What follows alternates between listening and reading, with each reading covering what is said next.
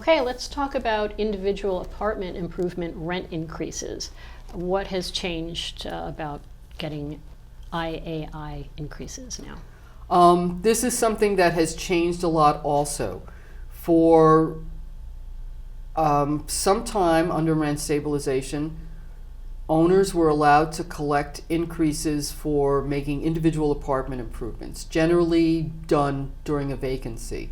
If individual apartment improvements were done while a tenant was in occupancy, you could collect a rent increase for that only if the tenant agreed to it in writing. And that is still the case, and there probably will be some kind of form issued by DHCR for this purpose. There is already a DHCR form for rent control tenants for this, but there now will be one for rent stabilized.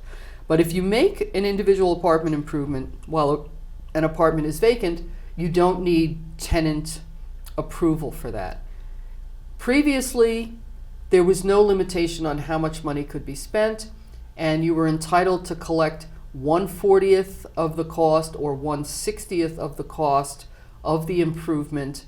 That became the monthly rent increase. It was 1/40th if you had less than 35 apartments in the building, and 1/60th if it was more than that. What has now happened is that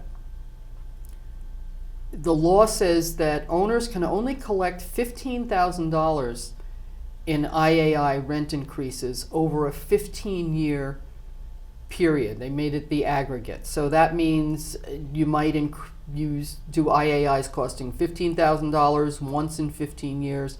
You might do $5,000 this year, $5,000 5 years from now, and another $5,000 down the line. But you can't collect more than $15,000.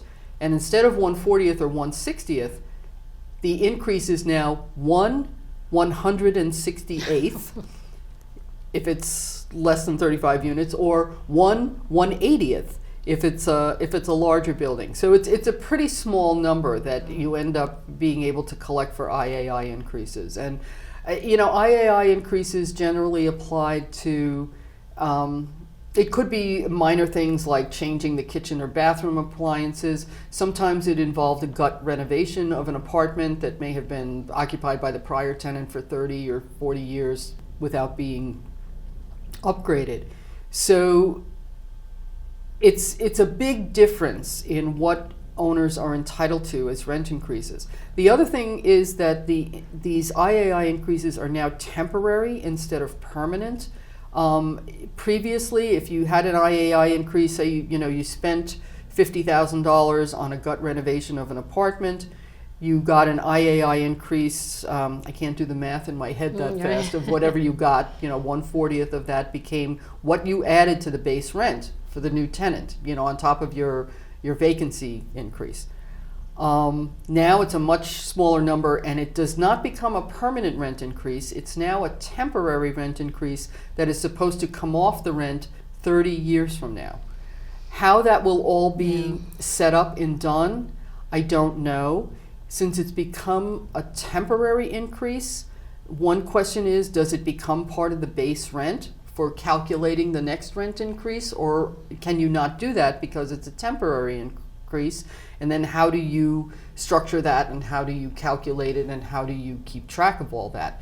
That's something that DHCR should certainly be issuing some guidance on. Some forms, fact sheets, whatever they do. The DHCR rider that's supposed to be given to all rent stabilized tenants with vacancy or renewal leases has on, I think it starts on the second page. There's a whole page or page and a half of calculation lines. They'll have items that show item by item how the rent is increased from the last rent to the next rent. So those forms are going to have to be redone. I don't know how soon that will happen. So that this is something a lot of owners have expressed concern and questions about, and I think some construction industry people have expressed some concerns about, because it will probably have a significant impact on how and how much IAI increases are done.